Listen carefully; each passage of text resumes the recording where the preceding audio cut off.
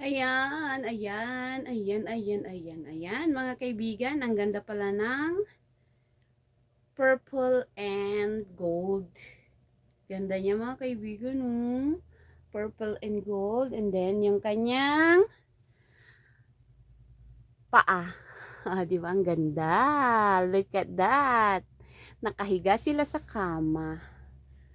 Ayan na siya, mga kaibigan. Finish na po ang kanilang order.